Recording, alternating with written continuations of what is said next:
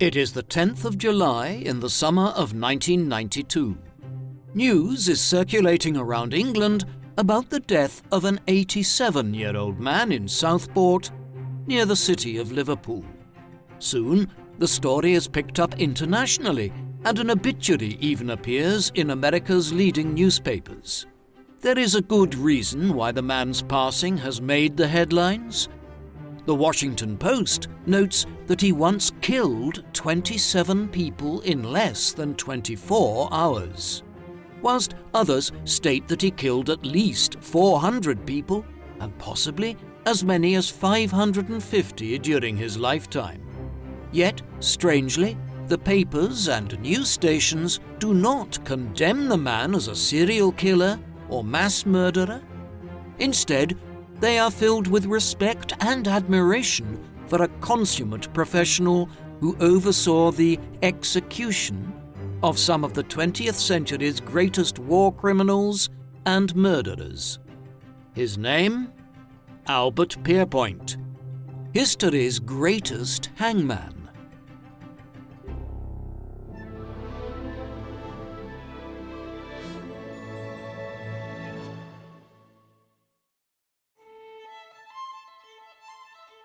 The man known to history as Albert Pierrepoint was born on the 30th of March 1905 in Clayton, West Yorkshire, England. His full name was Albert Pierrepoint, and he became Britain's most prolific state executioner of the 20th century. It is estimated that Pierrepoint carried out almost 600 executions spanning 3 decades.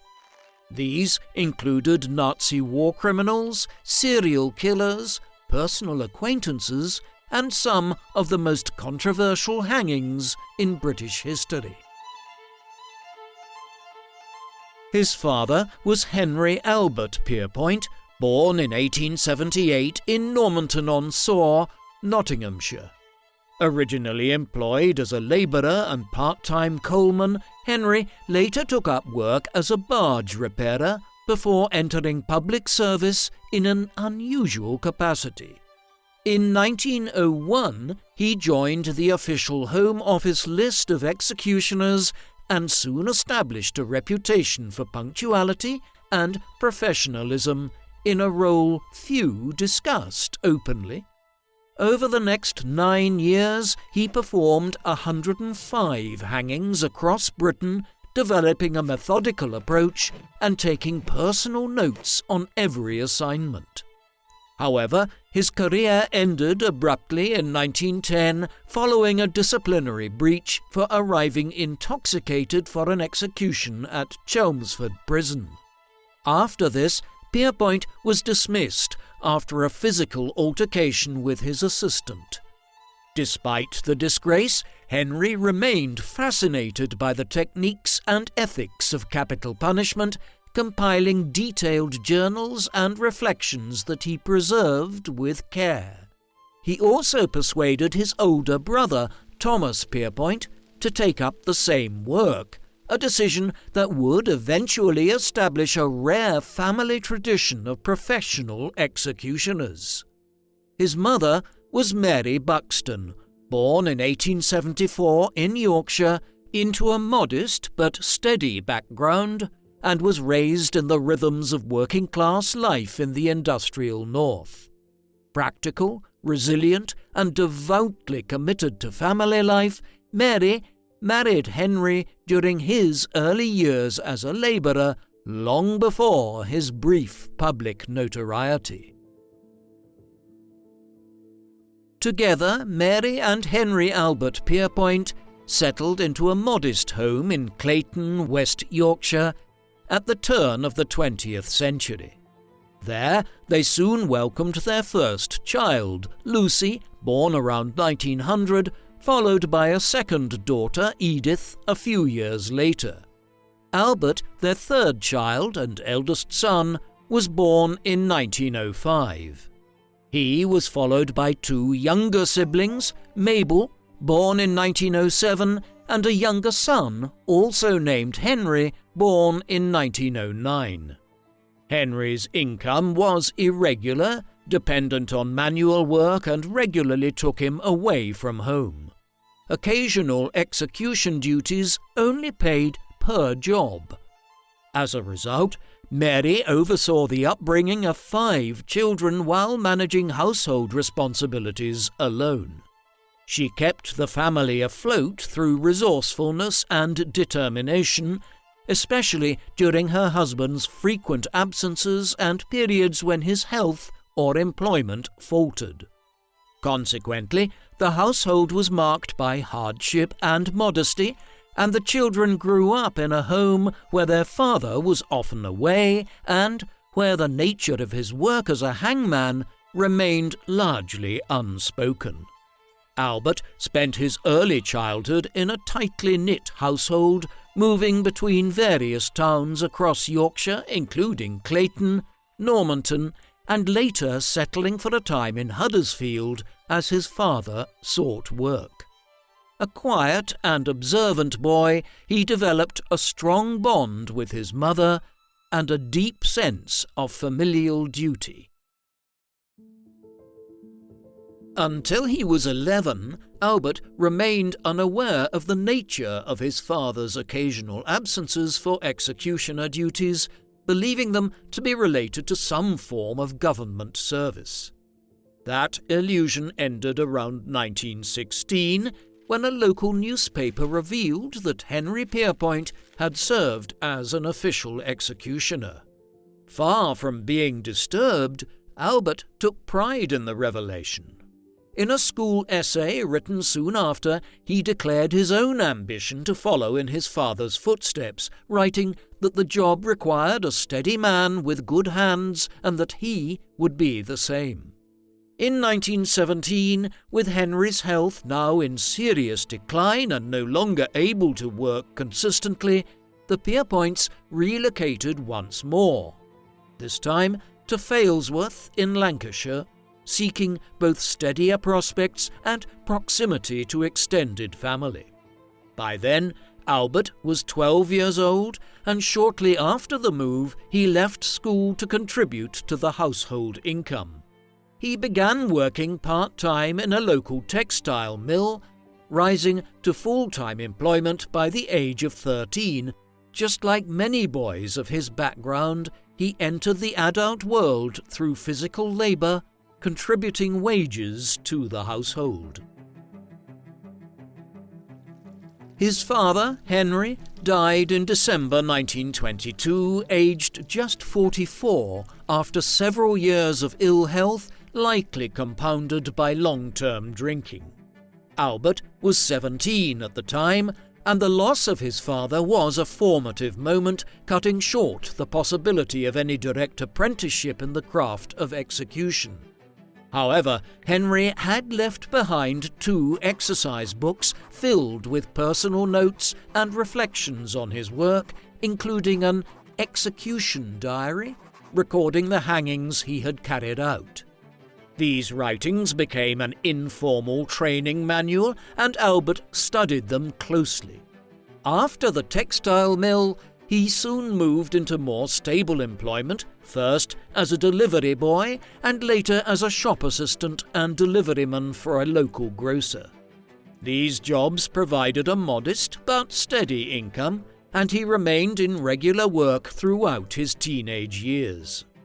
During this period, Albert continued to study the 2 notebooks his father had left behind, which included an execution diary and technical reflections on the process. Though he did not discuss his intentions openly, he maintained a strong interest in following the same path. The ambition to become an executioner, first declared in a school essay at the age of 11, never left him. Then, in 1931, at the age of 26, Albert Pierrepoint applied to the British Prison Commission to be entered into the official list of assistant executioners. His initial application was rejected, but he reapplied 6 months later and was accepted. He was invited to attend a training session at Pentonville Prison in London, where candidates were required to practice the mechanics of hanging using a weighted dummy. The training focused on the technical aspects of the hanging method, including rope preparation, drop calculation, and the proper procedures for restraining and positioning the condemned.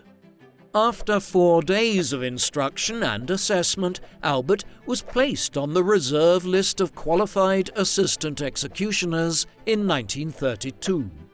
At the time, hangmen were called upon as needed and were not salaried employees, so Pierrepoint continued working in civilian jobs while awaiting his first assignment. Albert's uncle, Thomas Pierrepoint, had joined the Home Office list of executioners in 1906, following his younger brother Henry into the trade. After Henry's dismissal in 1910, Thomas remained active and became one of the most experienced executioners in Britain. By the early 1930s, he had conducted hundreds of executions across England, Wales, and Ireland, and was widely respected for his punctuality, composure, and discretion. As one of the most senior men on the official list, he was often granted the authority to select his own assistant. This came to Albert's advantage in 1932, when Thomas selected him for his first execution assignment. This took them to Mountjoy Prison in Dublin, where a farmer named Patrick MacDermott was to be executed for the murder of his brother. The procedure followed British long drop standards, and Albert's duties included securing the prisoner's legs, stepping aside during the drop, and observing the technique closely. The execution went ahead without incident, and Albert received a satisfactory report. His first execution had become a brief but decisive moment, one he had quietly prepared for over many years. Over the following years, Albert was assigned alongside many lead executioners, including frequent pairings with Thomas, who became a key mentor during his early career. Their joint assignments gave Albert practical experience in the hanging method, adapting to various prison environments, and upholding the discipline and emotional control required in such high-pressure situations. Though Thomas's practices were seen as somewhat traditional by the late 1930s, Albert benefited from the depth of his uncle's procedural knowledge, which reinforced the lessons he had earlier gleaned from his father's old execution diaries. These early years under Thomas's guidance formed the backbone of Albert's professional training. By the early 1930s, executions were no longer public events. Public executions had ended in 1868 due to reform. However, the death penalty still held a powerful place in the national psyche, and the British public largely supported its use, particularly in cases of brutal or high-profile murders. Despite this, a growing minority, including Christian groups, liberal politicians, and some members of the legal profession, had begun to voice concerns about its morality and the possibility of miscarriages of justice.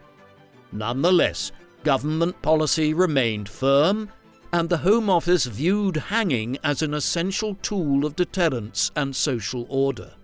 In practical terms, capital punishment was reserved for the most serious crimes, primarily murder, though treason and piracy remained on the statute books. The judiciary distinguished between degrees of murder, and only certain cases involving premeditation, sexual violence, the killing of police officers or prison staff were likely to result in execution.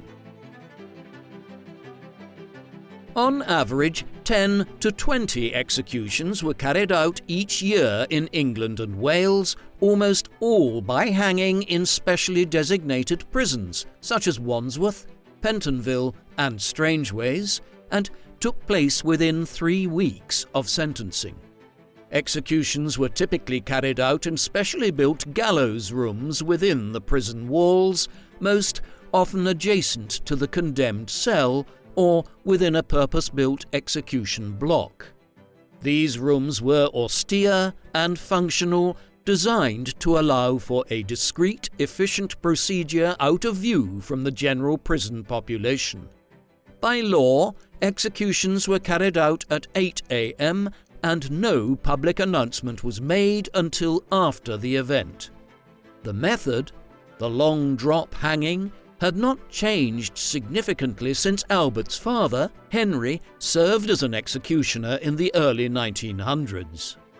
Designed in the 1880s by William Marwood, the long drop aimed to ensure rapid and painless death by breaking the neck at the second vertebra. The precise drop was calculated by using a formula based on the prisoner's weight and physique, and minor errors in judgment could result in decapitation or prolonged suffering. These were outcomes that the Home Office took great pains to avoid. The apparatus itself was standardized, consisting of a hinged trapdoor with lever, a rope, a cloth head sack, a pinioning table, and a small team of 2 men, a lead executioner and an assistant. At any given time, Britain maintained only a small roster of qualified executioners, typically between 8 and 12 men, vetted for discretion, physical steadiness and reliability. They were paid per job, summoned by telegram, and expected to travel on short notice, often with little more than rail fare and a night's lodging. Executioners were forbidden from speaking publicly or revealing their identity, and few in their communities knew what they did. While some, like Thomas Pierrepoint, had managed long careers, others were dismissed for misconduct, unreliability, or breaches of confidentiality. During the 1930s, Albert continued to assist at executions across England and Wales, gradually building experience and trust within the Home Office's small circle of authorised personnel. He continued to maintain his civilian job at the grocer's while accepting execution duties whenever called upon. Because executions typically required only brief absences, usually 1 or 2 days, he was able to take time off without attracting attention. He never informed his employers of his second profession and instead arranged his absences discreetly, offering explanations such as personal matters or errands. This careful separation between his public and private roles would remain a defining feature of his career, allowing him to carry out executions in near total anonymity while living a modest civilian life. He kept detailed personal notes on each assignment, recording technical observations and procedural refinements. By the end of the decade, he had become a dependable figure on the assistant list, and his name was regularly put forward for major appointments. Importantly, he had begun to form a reputation within the closed world of official executions. Albert met Anne Fletcher in the late 1930s, likely around 1938, during his years working in the grocery trade in Bradford.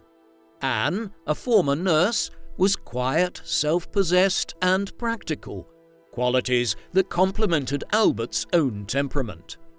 Their relationship developed gradually over a few years, marked by discretion and mutual respect. Albert never disclosed his work as an assistant executioner during their courtship, preferring to keep that part of his life completely separate from his social and domestic affairs. Anne, for her part, never pressed him about his unexplained absences, and their bond deepened over time. Despite the strain Albert carried from his secret work, their partnership remained steady. In September 1939, Britain declared war on Germany, marking the beginning of the Second World War. At that time, Albert was still serving as an assistant executioner, having spent much of the previous decade quietly building experience in the role. Now aged 34, he remained within the age range for military conscription, but he was not called up for service. Instead, he continued his civilian work while remaining on the Home Office list, ready to be summoned at short notice. Wartime conditions brought a rise in capital cases involving espionage, treason, and military offences. The need for reliable, discreet executioners, therefore, became more pressing. His reputation as a capable assistant had grown steadily throughout the 1930s, but the turning point came during an assignment in July 1940. When assisting at the execution of Udham Singh, an Indian nationalist convicted of assassinating a former colonial official, the lead executioner hesitated while calculating the drop. Albert stepped in to correct the measurements, ensuring the execution proceeded without error. His quick thinking impressed the Prison Commission, and he was soon added to the Home Office list of approved lead executioners. His first confirmed assignment as lead executioner took place at Strangeways Prison in Manchester in October 1941, though the identity of the condemned man was not recorded. As with all his subsequent executions, Pierrepoint approached the task with methodical precision, arriving the day before to weigh and measure the prisoner, test the scaffold using sandbags, and rehearse the process step by step. From the moment he entered the cell to the final act on the scaffold, the entire procedure lasted no more than 12 seconds. It was a defining moment in his career. The quiet assistant had now assumed full responsibility for carrying out the state's most severe sentence. By the early 1940s, Albert Pierrepoint's star was clearly on the rise, as his calm, methodical approach had earned the confidence of the Prison Commission and the War Office alike, and his name was now routinely requested for high-profile or sensitive executions. As principal executioner, he was trusted to operate with discretion, to adapt to varied and often difficult environments, and to do so with a consistent level of professionalism. The volume and complexity of wartime hangings only reinforced his reputation, and by 1943 he had become the most in-demand figure in Britain's capital punishment system. At the same time, the career of his uncle, Thomas Pierrepoint, was entering its twilight. This was due to concerns from officials over minor errors and memory lapses, particularly in his calculation of drop lengths and physical setup. In at least one instance, he arrived late to an execution, and in others required correction on technical details. While never publicly disgraced like his brother Henry had been, Thomas was increasingly sidelined in favour of younger, more precise personnel. The contrast between the two was hard to ignore. Thomas now represented the old guard. He was experienced, but increasingly seen as erratic and hung up on more traditional customs, such as wearing a black suit and bowler hat while carrying himself with a formal, almost theatrical bearing. By contrast, Albert's businesslike efficiency better matched the Home Office's preference for low-profile, standardized operations, ultimately marking a generational shift in how executions were handled. The Home Office began appointing Albert to lead in cases where Thomas might once have been the natural choice. By 1946, Thomas Pierrepoint quietly retired from service, bringing his 40-year career to a close as Albert assumed undisputed primacy in the field.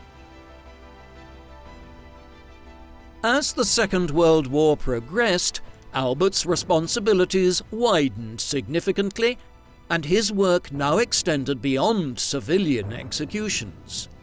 Under wartime legislation and military law, capital punishment could be applied not only to British citizens, but also to enemy agents, spies, and foreign soldiers captured in the UK.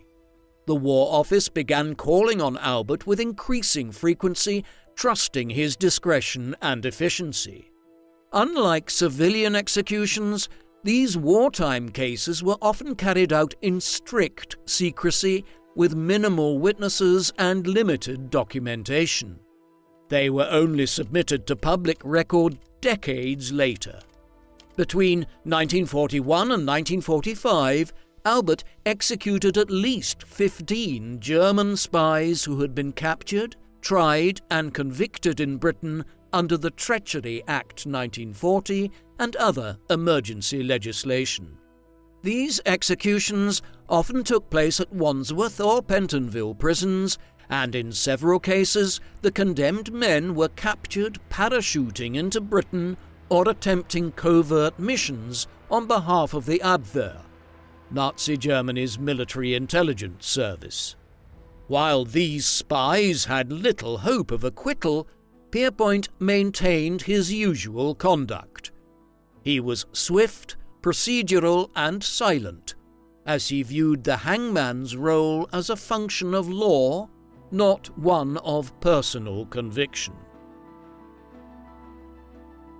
One of the earliest and most notorious executions in Pierrepoint's long career was that of Gordon Frederick Cummins, who was dubbed by the press as the Blackout Ripper. In early 1942, with London plunged into darkness under wartime blackout orders, Cummins carried out a series of violent attacks on women across the city. Over the course of just 6 days, he murdered at least 4 women and assaulted 2 others, often leaving scenes of shocking brutality and sexual violence. Cummins, an airman in the Royal Air Force, was ultimately caught after a failed attack on a woman who managed to escape and raise the alarm. In his haste, he left behind crucial evidence which included a gas mask with his service number, leading police directly to him. The case moved swiftly through the courts. Given the overwhelming forensic and eyewitness evidence, the jury returned a guilty verdict, and Cummins was sentenced to death.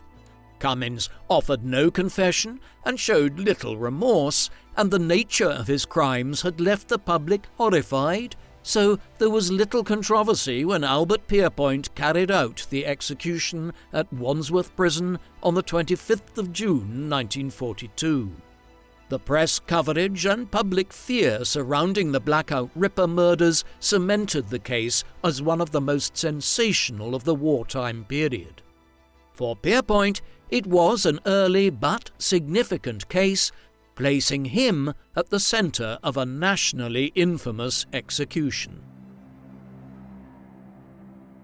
Not all ordinary life ceased during the Second World War. Albert and Anne Fletcher managed to share a milestone in their relationship when they got married on the 29th of August 1943. This was during the war's height, and by that point Albert was increasingly being called upon for complex and sensitive cases, but despite his growing responsibilities, Albert had told no one outside the official system about his role. This included Anne, who only learned the truth after their wedding, when Albert finally revealed the nature of his secret absences. Anne responded calmly, saying she had long suspected it, due to the infamy of the Pierrepoint name and his frequent short-notice absences. She never asked for details, never interfered with his duties, and never brought the subject up unless Albert chose to speak of it. Albert and Anne did not have children, a fact neither of them appears to have dwelled on publicly. Two of the most high-profile executions of his career came in the immediate aftermath of the war and involved British citizens convicted of treason. In December 1945, he hanged John Amory, the son of a Conservative cabinet minister who had travelled to Germany and actively worked with the Nazis to recruit British prisoners of war into the so-called British Free Corps. Amory's case was politically explosive, but his guilt was never in question, having pleaded guilty to 8 counts of high treason and was hanged at Wandsworth Prison. Just weeks later, on the 3rd of January 1946, Pierrepoint carried out the execution of William Joyce, better known as Lord Haw-Haw. A Nazi propagandist who broadcast to British audiences from Germany during the war, Joyce became a symbol of betrayal. Though born in the US, he had at one point held a British passport, allowing prosecutors to charge him with treason. His hanging drew significant public attention and was one of the last major executions of the wartime era. Following the Allied victory in May 1945, the British government assumed responsibility for prosecuting Nazi war criminals within its designated occupation zone in northwest Germany. Among those tried were camp commandants, SS guards, and civilian collaborators who had taken part in atrocities at concentration camps, including Bergen-Belsen, Neuengamme, Ravensbrück, and Zandbostel.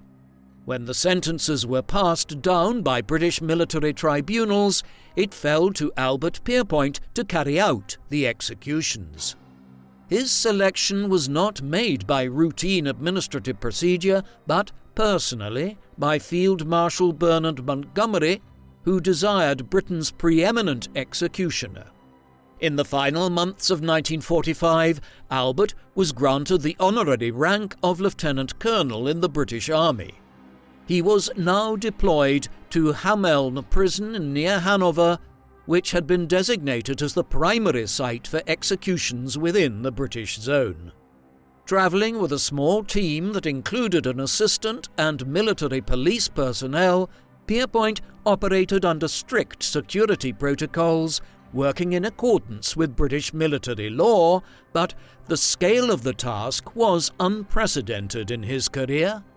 Between December 1945 and October 1949, Pierrepoint executed 226 individuals in Germany. These were mainly SS officers, camp guards, or civilian staff who had been convicted of crimes against humanity by British military courts.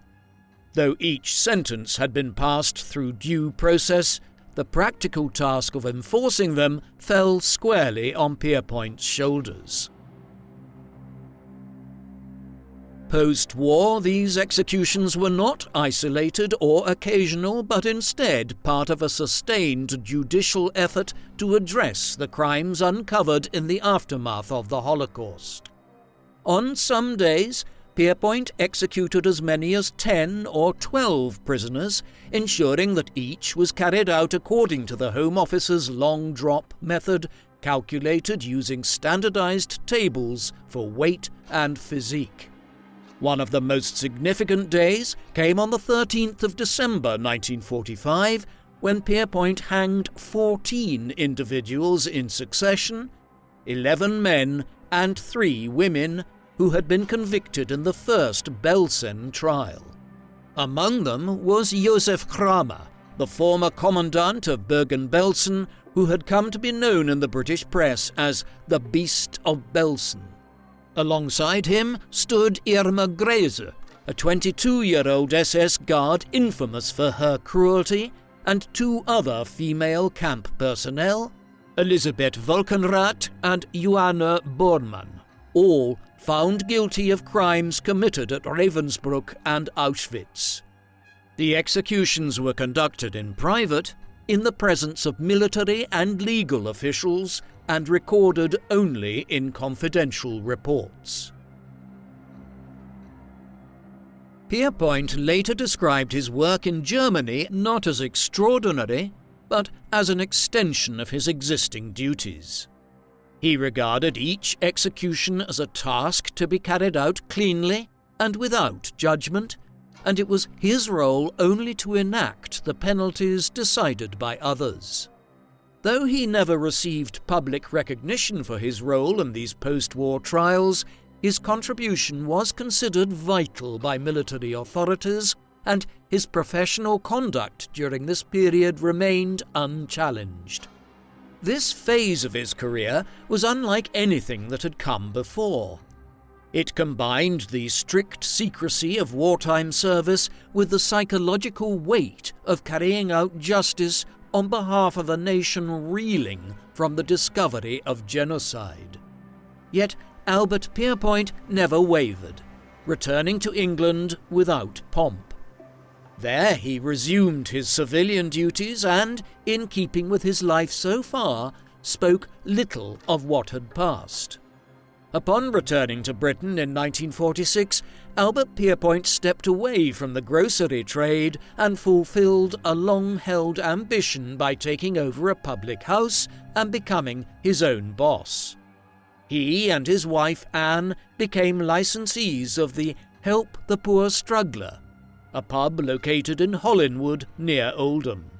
The pub's unfortunately ironic name became the subject of dark humour in the press in later years, but had no connection to his official duties and was not chosen by Pierrepoint himself. The establishment was modest but well frequented, and Pierrepoint became a familiar and well-liked figure behind the bar. Locals described him as punctual, tidy and attentive, with a courteous manner that contributed to the pub's welcoming atmosphere. He had a long-standing fondness for music hall songs, which he occasionally performed in the evenings, sometimes alongside others.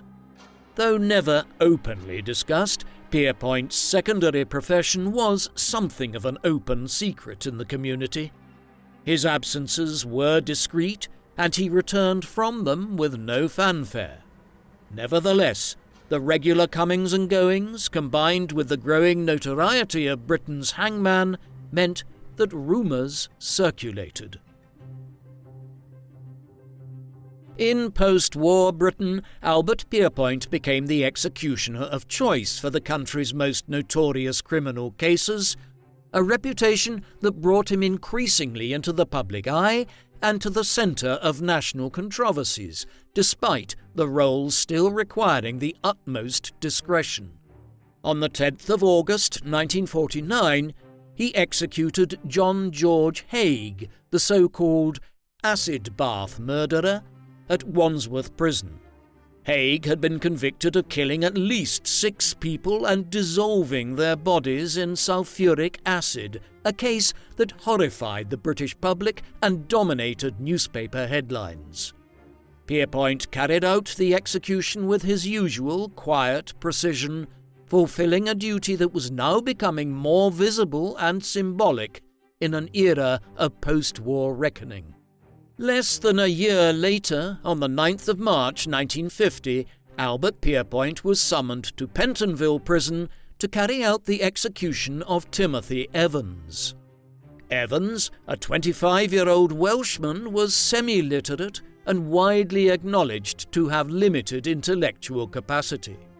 He had been convicted of the murder of his wife, Beryl, and their infant daughter, Geraldine, at their flat in Notting Hill, located at 10 Rillington Place.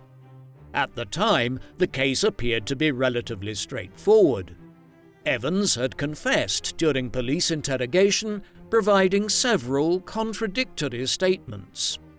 However, he later retracted his confession and accused his neighbour, John Christie, a former special constable and seemingly respectable figure, of being the true culprit.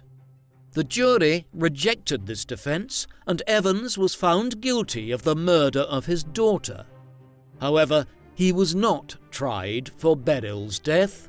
That charge was left on file. Despite last-minute appeals and public unease about the reliability of his confession, Evans was hanged by Pierrepoint in March 1950. But the case would not rest, and while Pierrepoint, as ever, played no role in the trial or investigation, his connection to it meant that he was beginning to get his first taste of a string of controversies. Then, just 3 years later, in 1953, Christie was arrested and confessed to multiple murders, including that of Beryl Evans. When police searched his flat, they discovered the remains of multiple women hidden in the walls, beneath the floorboards, and buried in the garden. This included Beryl's body, which bore signs of Christie's known method of strangulation. The implications were devastating. If Christie had murdered Beryl, it was now widely believed that he had also killed Geraldine and that Timothy Evans had been innocent. The case quickly became one of the most notorious miscarriages of justice in modern British history, igniting fierce public debate and parliamentary scrutiny over the reliability of capital punishment. Though Pierrepoint had followed due process, his involvement in the execution placed him unavoidably at the centre of the scandal. While he had not been responsible for the conviction, his role in carrying out the sentence now appeared in tragic retrospect as the final, irrevocable step in a terrible error. Pierrepoint later reflected that he had known nothing of Evans' protestations of innocence, nor of any doubts surrounding the case. It was not his place to question the court's decision, but to carry out the sentence with professionalism and detachment. The Evans case cast a long shadow over British justice, becoming a rallying point for abolitionists and contributing to the growing pressure to reform or abolish the death penalty in Britain. These cases marked a shift, not only in Pierrepoint's own life, but in how the British public began to view the death penalty. In the 1930s, when Albert began his career as an assistant executioner, public support for hanging remained strong. The death penalty was widely seen as a necessary deterrent, particularly in cases of premeditated or especially brutal murder. Executions were rarely reported in detail, and the process remained shrouded in secrecy, and most citizens accepted the state's authority in these matters without question. During the Second World War, the institution of capital punishment was further reinforced by the demands of national security, with spies, deserters, and enemy agents all being executed under wartime legislation with little public scrutiny.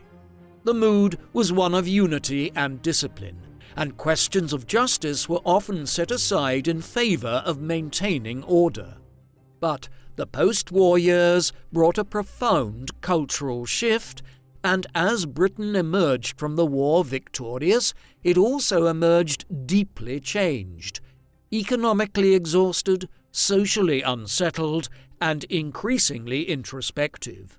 The horrors revealed at Nuremberg and the concentration camps had exposed the darkest reaches of state-sanctioned violence.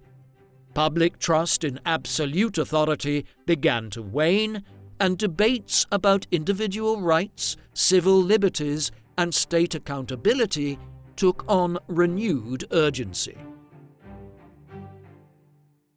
Against this backdrop, executions no longer felt like distant acts of justice.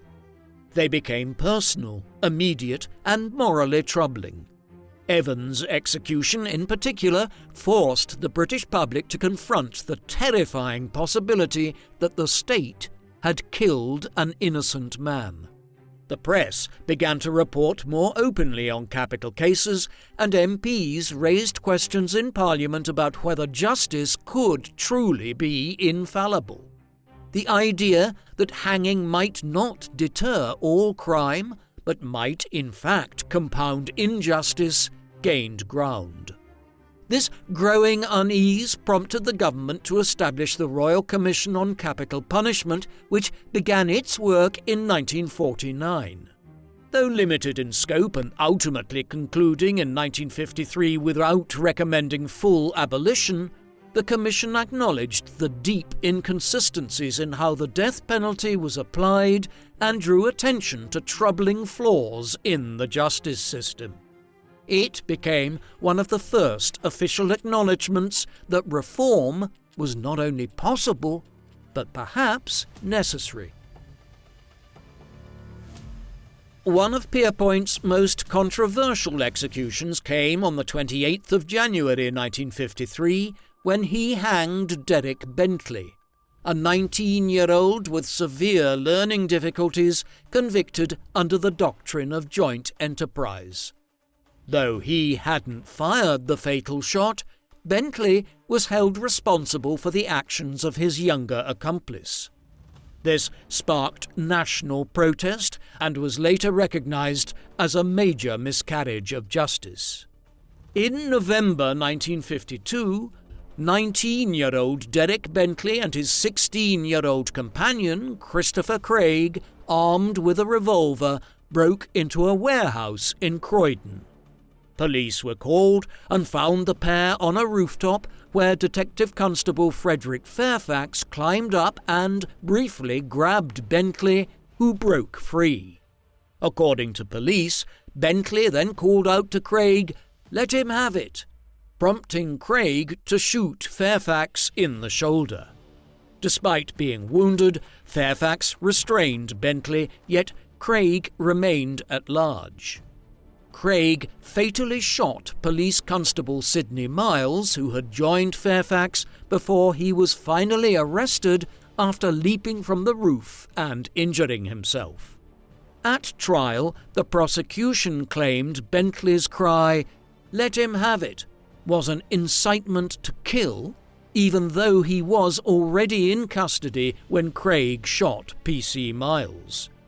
The defense argued that the phrase was ambiguous and that Bentley, with a mental age of 11, lacked the capacity for criminal intent. However, after just over an hour of deliberation, the jury found Derek Bentley guilty and he was sentenced to death. The verdict caused immediate uproar as petitions gained tens of thousands of signatures within days, and widespread condemnation came from MPs, clergy, newspapers, and the public.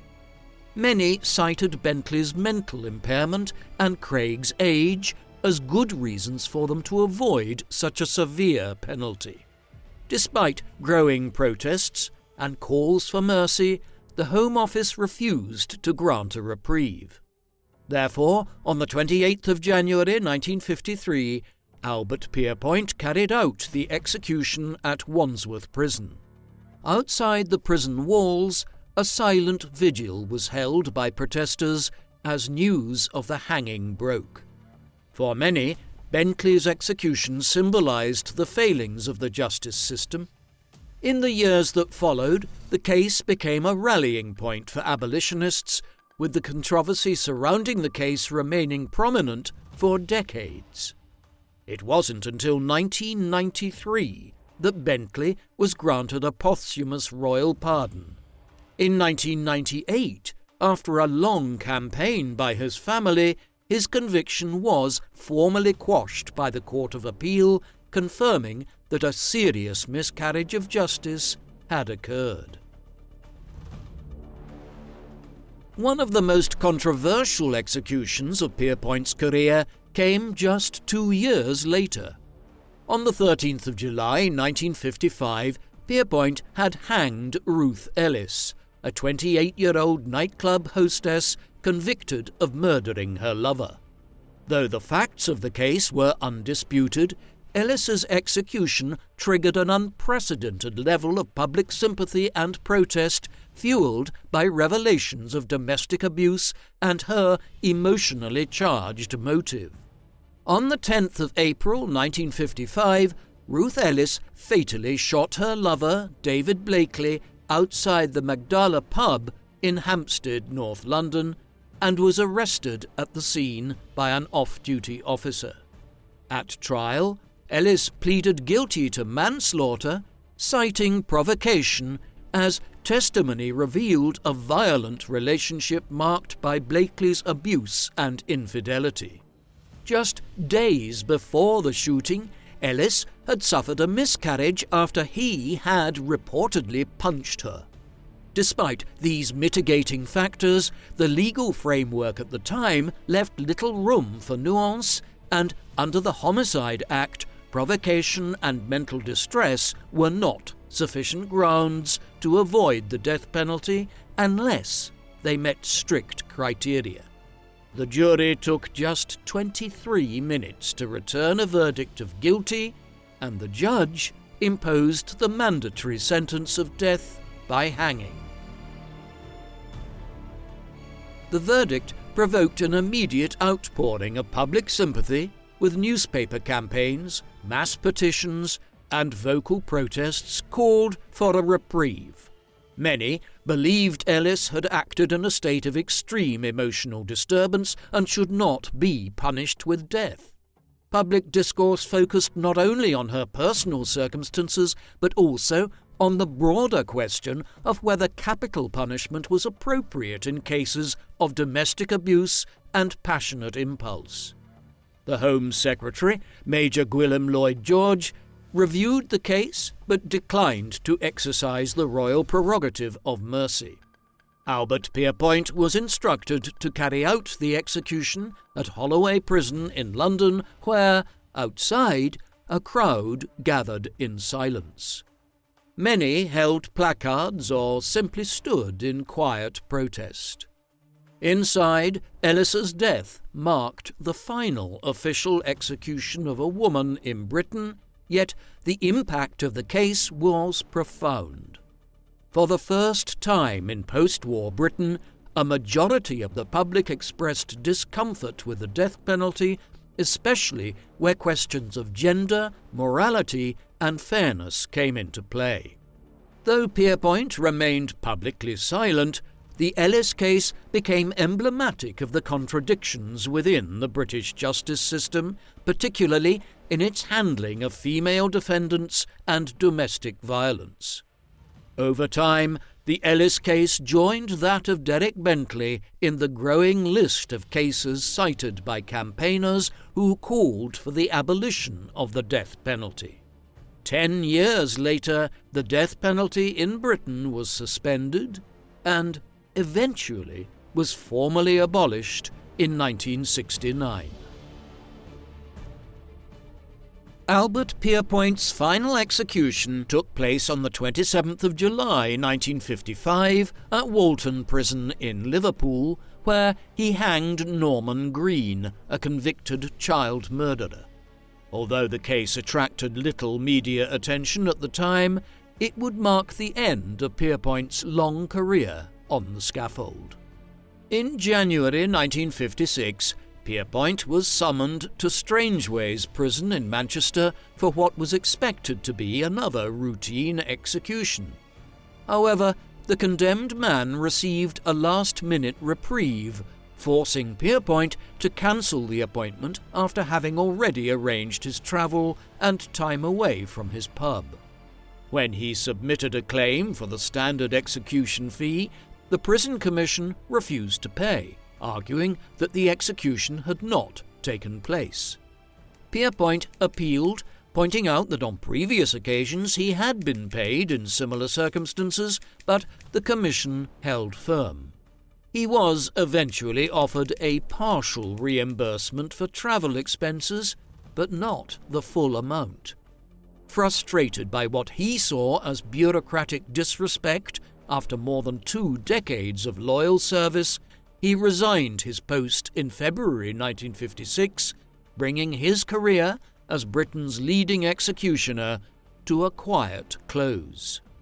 After stepping away from the scaffold in early 1956, Albert Pierrepoint returned fully to civilian life, continuing to run public houses with his wife Anne. Shortly after his resignation, the couple left the Help the Poor Struggler in Hollinwood, where they had lived and worked for the past decade. They relocated to Much Hoole in Lancashire, taking over the Rose and Crown, a quieter, more rural setting which offered a newfound peace that would at least last for a spell. While Pierrepoint's name had been circulating in journalistic circles since the late 40s, the high-profile cases of Evans, Bentley and Ellis, alongside the raging debate over capital punishment, had brought more attention to his long-held career.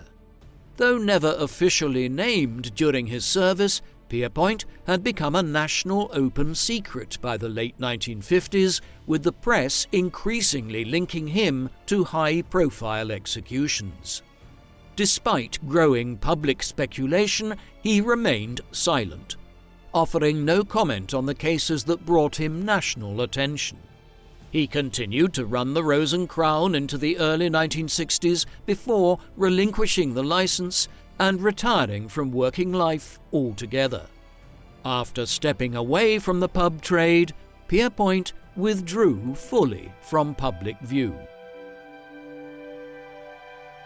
In the years that followed, as the debate over capital punishment intensified, Pierrepoint remained publicly silent. While politicians, journalists and campaigners weighed the merits and morality of the death penalty, the man who had enacted its final step hundreds of times chose not to participate in the discussion. Then, in 1957, Parliament passed the Homicide Act, which for the first time created a legal distinction between capital and non-capital murder. The new law restricted the death penalty to certain categories, such as the killing of police or prison officers, murder during theft or burglary, and cases involving firearms or explosives, while all other murder convictions were made punishable by life imprisonment. Though intended as a compromise, the Act only deepened public dissatisfaction by exposing the inconsistencies and arbitrary nature of any decision surrounding capital punishment. As calls for full abolition continued, Parliament took a more decisive step with the Murder, Abolition of Death Penalty Act of 1965, which suspended the death penalty for murder across Great Britain for an initial 5-year trial period. The effect was immediate. No executions were carried out, and the legal machinery that had sustained the scaffold began to wind down. When the issue returned to Parliament in 1969, the suspension was made permanent following a free vote, effectively ending capital punishment for murder in Britain. Pierrepoint, now long retired and living in quiet obscurity, watched from the sidelines as the institution that had once defined his working life was finally dismantled. In 1974, nearly 2 decades after his resignation, Albert Pierrepoint broke his long public silence with the publication of his memoir, Executioner Pierrepoint. Though his identity had been something of an open secret by the end of his career, he had remained publicly silent. He was bound not only by professional discretion, but also by the Official Secrets Act, which restricted what serving executioners could disclose. By the early 1970s, however, both the legal and cultural landscape had shifted, notably with capital punishment abolished. the Ministry of Justice now no longer maintained an official executioners list, and Pierrepoint was free to speak without fear of breaching state confidentiality. A long-retired man in his 70s, he agreed to publish his recollections after being approached by a journalist and publisher interested in documenting his experience before it faded from living memory. Though much of the book offered a sober, procedural account of his life and duties as Britain's chief executioner, it also revealed for the first time his personal reflections on the moral and emotional weight of his work. However, the most significant revelation came in the final chapters of the memoir, where Pierrepoint made a striking and unequivocal statement. After carrying out hundreds of executions, he had come to believe that capital punishment had failed in its core objective. "The fruit of my experience has this bitter aftertaste," he wrote, "that I do not now believe that any one of the hundreds of executions I carried out has in any way acted as a deterrent against future murder."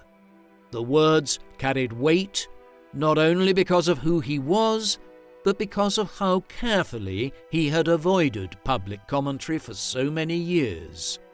His final verdict was damning. The gallows had achieved nothing but revenge.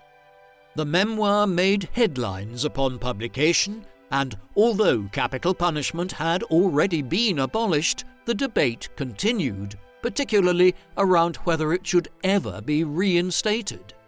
For a man who had carried out his duties in near total anonymity, Pierrepoint's public declaration added a powerful and unexpected voice to the abolitionist cause. His rejection of the death penalty, delivered not from the pulpit but from the scaffold, became one of the most influential testimonies against its return. Following the publication of his memoir in 1974, Albert Pierrepoint withdrew once again from public life, and though the book had reignited national interest in his career, he chose not to engage any further with media or public debate. Post-abolition, he gave few interviews and made no public statements, preferring to let the memoir speak for itself. By the late 1970s, he and his wife Anne had fully stepped away from the pub trade and settled into a quiet retirement. In his later years, Pierrepoint lived in Southport, Lancashire, where he was known locally but did not publicly revisit his former career. As his health declined, he moved into a care home where he spent his final years in privacy. Albert Pierrepoint died on the 10th of July 1992, aged 87, and he was cremated shortly afterwards. At the time of his death, the death penalty for murder had been abolished in Britain for over 2 decades, and his legacy remained intertwined with the national reckoning over its use. Though his name had once been known only within the corridors of the Home Office, Pierrepoint ended his life as a public figure, moreover, one who had come to reject the very practice that had defined his profession. It was the controversial domestic cases that came to define him in the public imagination. The hangings of Timothy Evans, Derek Bentley, and Ruth Ellis each ignited fierce national debate. Evans' execution raised the chilling possibility that an innocent man had been hanged for a murder committed by another. Bentley's case, involving a teenager with severe cognitive impairments, tested the boundaries of legal responsibility and joint enterprise. Ellis, the last woman to be executed in Britain, became a symbol of how the justice system treated women trapped in cycles of violence and abuse. Though Pierrepoint had no say in their trials or sentences, his presence at each of these high-profile executions made him inseparable from the larger conversation about the morality of capital punishment.